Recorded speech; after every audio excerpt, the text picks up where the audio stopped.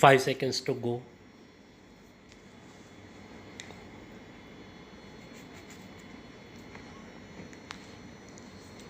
Start. I congratulate all the officer trainees of the Indian Audit and Accounts Service. I convey my special congratulations to the officers of Royal Audit Authority of Bhutan. I also congratulate the probationary officers pertaining to the traffic, accounts and protection functions of the railway services. All of you have chosen to serve the country. All of you have come through a rigorous process of competitive examination.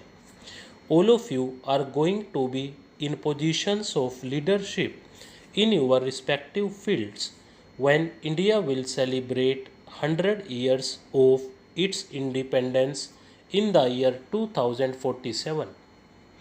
Dear officer trainees of the Indian Audit and Accounts Service, you have a role to play in the great national effort of making India a developed nation by the year 2047.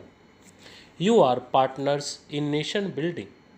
I have been told about the more than 160 years old history of the audit department.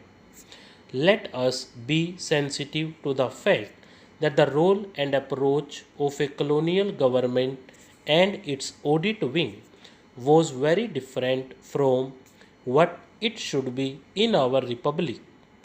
The Shimla of the 19th century was a symbol of colonial might and pomp. However, 75 years since the adoption of our constitution, we must emphasize that we, the people of India, have to march ahead together to achieve our national targets. All of you have to keep in mind the provisions of the Indian Constitution, which is the basis of the entire institution of the Comptroller and Auditor General of India.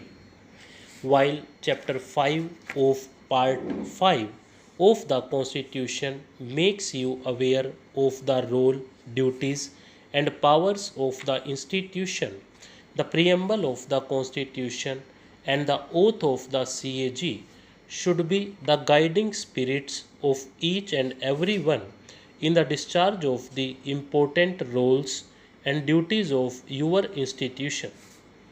There is a need to think about the philosophy behind the often quoted statement of Baba Saheb Ambedkar about CAG probably being the most important officer in the Constitution of India.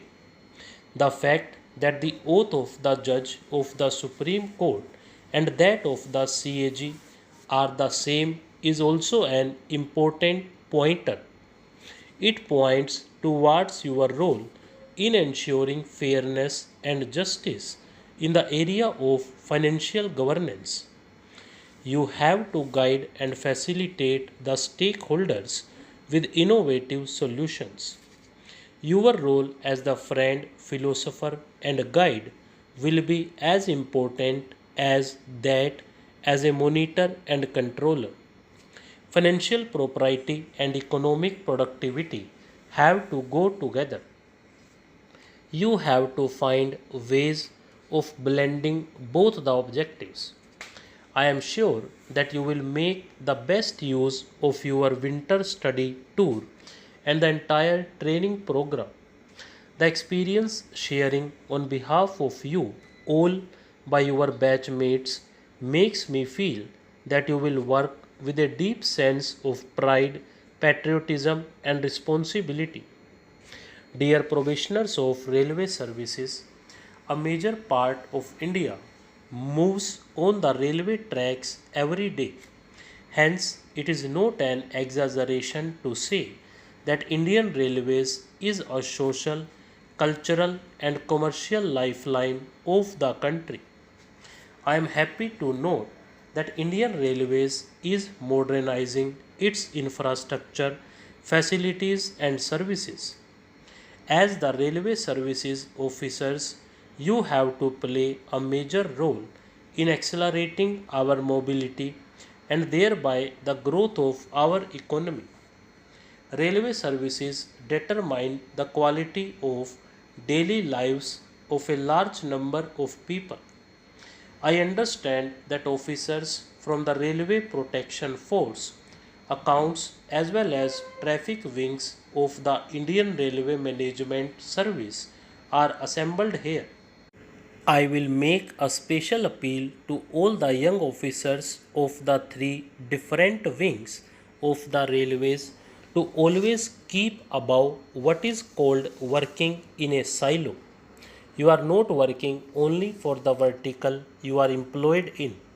You are working for the overall effectiveness of the railways as a change agent and service provider to the nation on the move.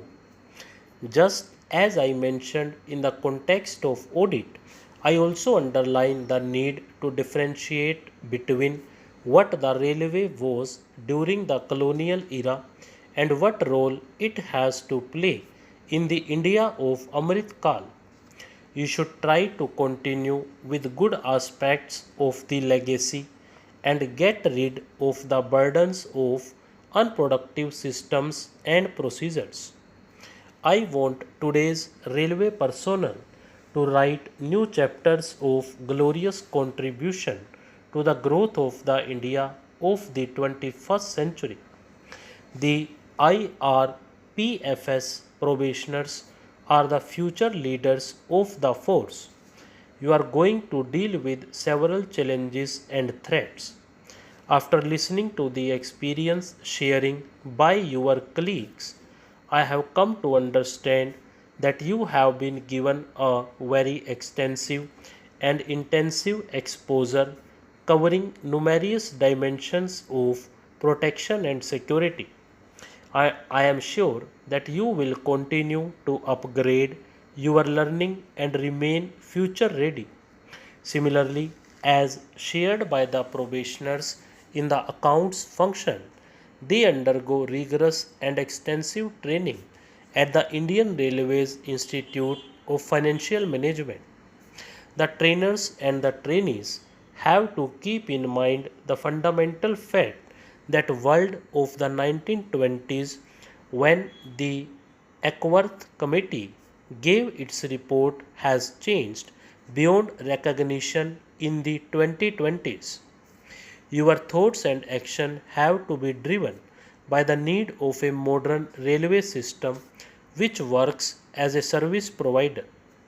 I hope that all the probationary officers and trainees assembled here will think and act in terms of making India a developed nation.